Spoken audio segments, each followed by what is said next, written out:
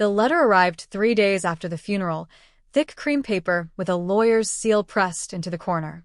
I almost tossed it aside with the rest of the condolences and junk mail, but something about the weight of it made me pause. That pause changed everything.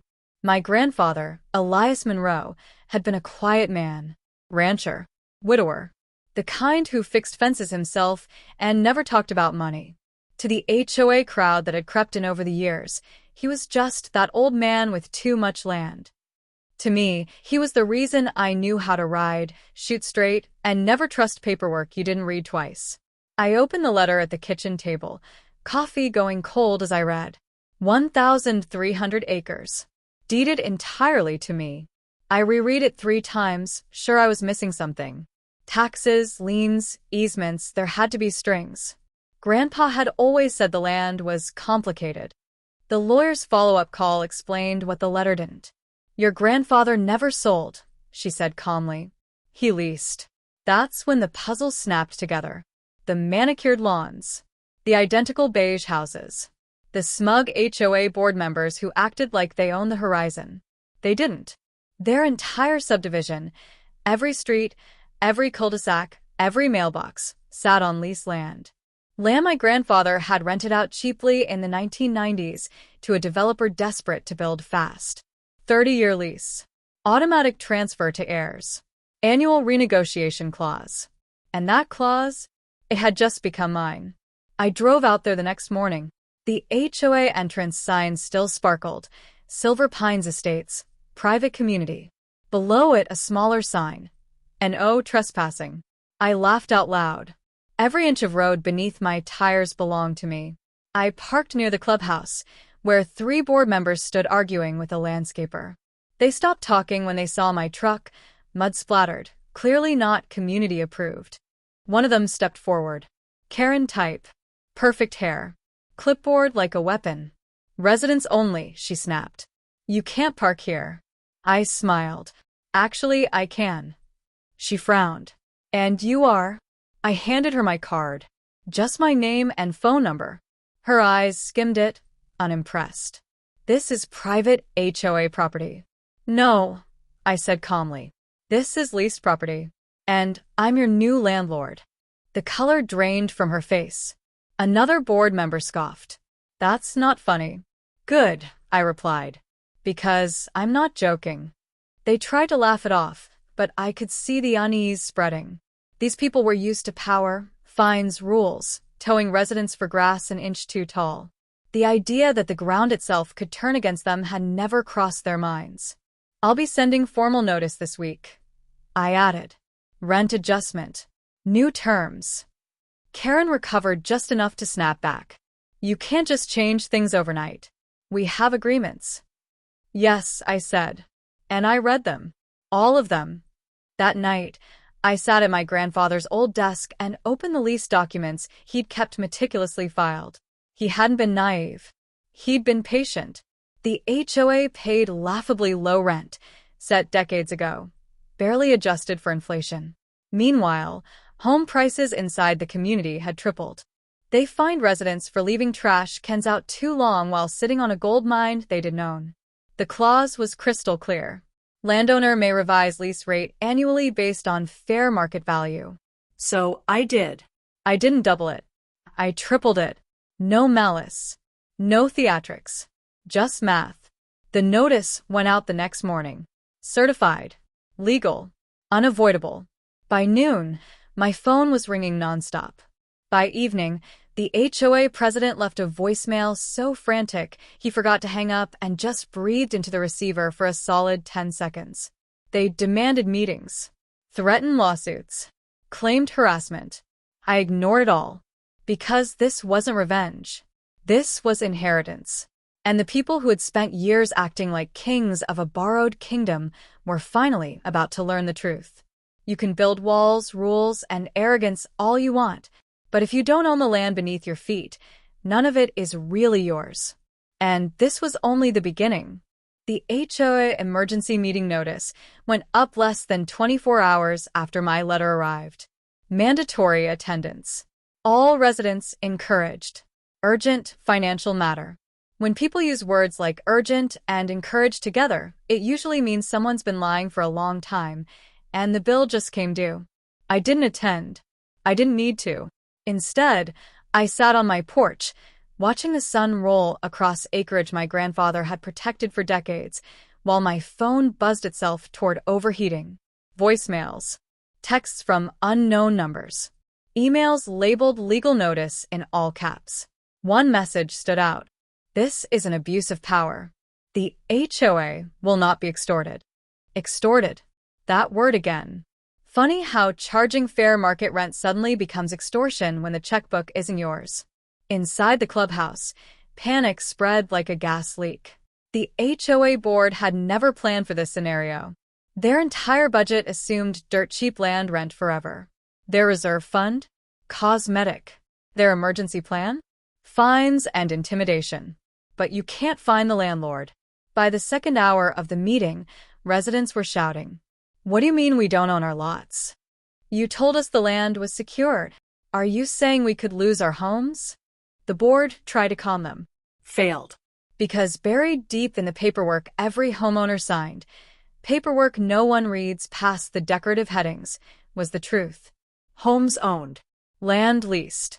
I knew because I'd read every clause the night before, just like my grandfather taught me. By evening, I finally returned one call. The HOA president. "Let's be reasonable," he said, voice tight. "You're destabilizing hundreds of families." I looked at the spreadsheet open on my laptop. Market comps. Land valuations. 30 years of underpayment. "No," I replied evenly. "Your board did that by gambling that my grandfather would never die." Silence. Then, "If you don't reverse this, we'll sue." I smiled. "You can try. But before you do, you might want to read Section 14, subsection C." He went quiet again. That clause allowed me not only to adjust rent, but to terminate the master lease if payment fell 60 days behind, which meant something far worse than higher rent loomed over them. Foreclosure, without a bank. By the end of the week, the fallout hit residents. HOA dues tripled overnight to cover the new land rent. Retirees panicked. Investors listed homes at discounts. A few tried to blame me publicly, until local reporters started digging. Turns out, HOA misled homeowners for decades makes a much better headline than landowner enforces contract. The board requested mediation. I agreed. We met in a glass conference room downtown. Expensive suits. Shaky smiles. A stack of documents I already knew by heart. Karen was there. Same clipboard. This time, her hands trembled. "You have to understand," she said. "This community was built on stability." "No," I corrected gently. "It was built on a loophole." I slid one final document across the table. A revised lease. Still triple the rent, but with an option they hadn't expected. A buyout clause. They could purchase the land outright, at current market value. The room went silent. They did the math in their heads. And for the first time since Silver Pines Estates put up its smug little sign, the HOA realized something terrifying. They weren't in charge. They never had been. They were just tenants who forgot, who owned the ground. And the clock was ticking. The first lawn violation notice went out 3 days after mediation. Not to a resident. To me. Bright orange envelope. HOA logo stamped like a badge of authority. The irony was almost impressive. Violation. Unapproved vehicle parked overnight. Fine. $250. They taped it to my ranch truck while it sat on my land, just outside the subdivision boundary, close enough for them to pretend, far enough to be ridiculous. That's when I realized the HOA board hadn't accepted reality yet. They thought rules could still save them. I called my attorney instead of laughing it off. By noon, a certified response went out, not arguing the fine, but formally notifying the HOA that they were trespassing and harassing the landowner under state property statutes. The fine disappeared within hours. But the damage was done. Residents started asking questions. Why was the HOA poking the person who literally owned everything beneath their homes? Why were they escalating when they were already bleeding money? The answer showed up the next week in the form of desperation. The board announced special assessments to cover unexpected expenses. 5 figures per household. Due in 60 days. That was the moment the community cracked. People who defended the HOA for years suddenly wanted copies of contracts. Retirees demanded explanations. Younger families threatened lawsuits of their own. And then someone leaked the truth. Screenshots of the lease. The renegotiation clause. Proof the board had known for years that the rent would eventually spike. They just assumed it wouldn't happen on their watch. A group of residents knocked on my gate one afternoon. No clipboards. No attitude. Just fear. We didn't know, one woman said, holding back tears. They told us the land issue was symbolic. I believed her. So, I did something the HOA never would have done. I told the truth. I explained the lease, the options, the buyout clause, the timeline. No legal fog. No power games. Word spread fast. The next HOA meeting wasn't about me. It was about them. Board members were voted out mid-session. Karen resigned before the vote, citing personal stress. The president didn't even show. By the end of the week, an interim board reached out. Their tone was different now. Respectful. Careful. We'd like to discuss a path forward, they said. I agreed again. But this time, I brought more than papers. I brought leverage. Because buried in another clause, one the old board had never disclosed to residents, was a provision allowing the landowner to approve or deny future development, renovations, or infrastructure upgrades. No expansions. No road repairs. No clubhouse remodels. Not without my signature. And Silver Pines Estates was already overdue for all 3. The kingdom they thought they ruled, it was built on rules. Rules they never bothered to read. And now those same rules were tightening, slowly, legally, and with no way out except the one they'd been avoiding from the start. Ownership. Or surrender. And I wasn't in a hurry. The interim HOA board arrived without bravado. No blazers. No clipboards. No threats dressed up as bylaws. Just 3 people carrying folders too thin to be comforting. We met at the old barn on my land, the one my grandfather built with his own hands. I chose it deliberately. Let them feel the difference between something owned and something merely occupied. They started with apologies. We know mistakes were made, the new president said carefully. We want cooperation. I nodded. So do I. That word, cooperation, hung in the air like a test. They rolled out their proposal. Reduced amenities. Deferred maintenance. Minor dues increase. They wanted me to lower the rent temporarily to stabilize the community. I didn't interrupt. When they finished, I slid a single-page document across the table. A timeline. Lease payments. Missed disclosures. 30 years of undermarket rent. Compounded. This isn't punishment, I said calmly. It's correction. One of them swallowed hard. If we can't pay, what happens? I let the silence work. Then the lease defaults. They knew what that meant. The clubhouse renovations they'd postponed? Frozen. The cracked access road? My approval required. The new fiber internet deal they'd advertised? Dead on arrival. All I had to do was say one word. No. And I did. Not loudly. Not dramatically. Just consistently. Permit request for new signage? No. Request to expand parking? No. Proposal to refinance HOA debt using land as collateral? I almost laughed. Absolutely not. Residents felt it immediately. Trash pickup schedule slipped. Road repairs stalled. Property values wobbled. And for the first time, the HOA couldn't blame an outside force. They had to explain why the landlord, who'd done nothing illegal, nothing cruel, was still unmoved. The answer was simple. They'd built a system that thrived on control but had no concept of accountability. One evening, I found an old notebook in my grandfather's desk. Inside, a single line was underlined twice. Land outlasts people. So, do contracts.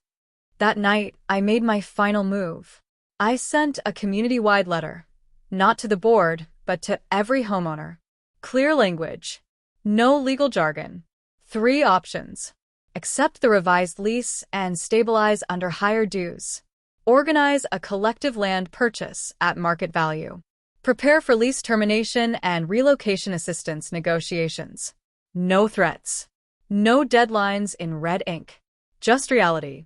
The backlash was immediate, but not where the board expected. Homeowners stopped attending HOA meetings and started forming committees.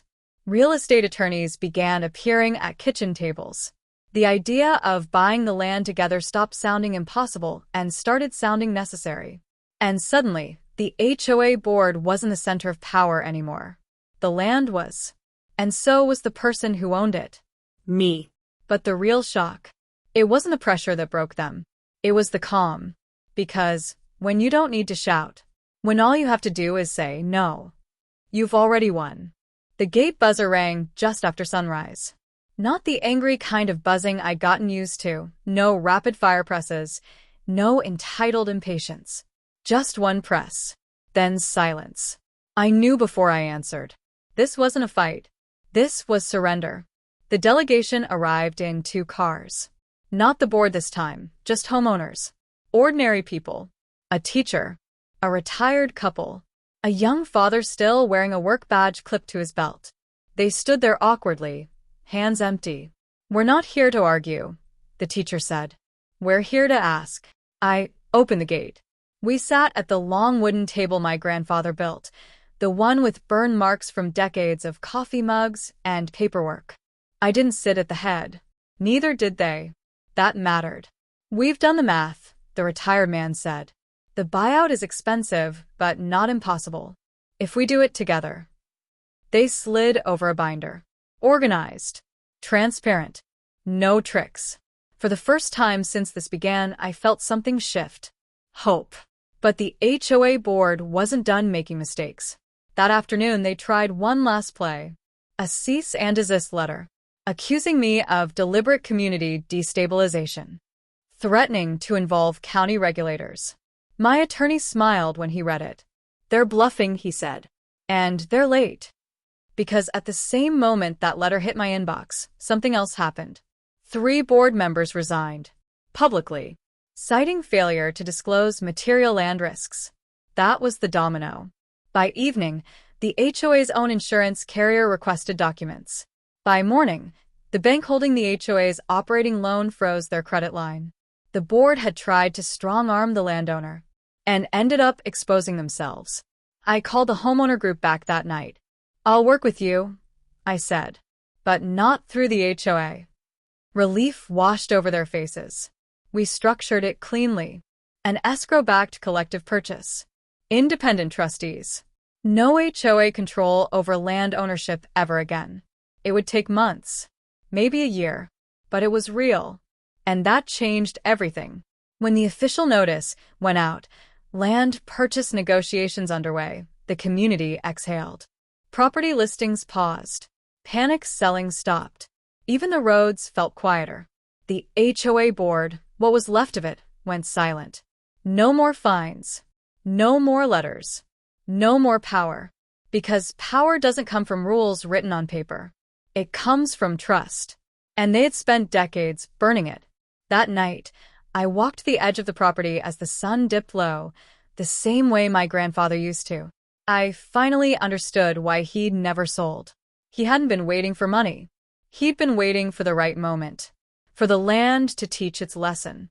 And in Silver Pines Estates, that lesson had finally landed. You can bully neighbors.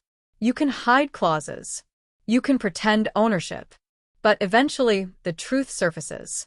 And when it does, it doesn't knock. It waits. Patient. Just like the land. The old Silver Pines Estates private community sign came down on a Tuesday. No announcement. No ceremony. Just 2 maintenance workers, a socket wrench, and a quiet understanding that something permanent had ended.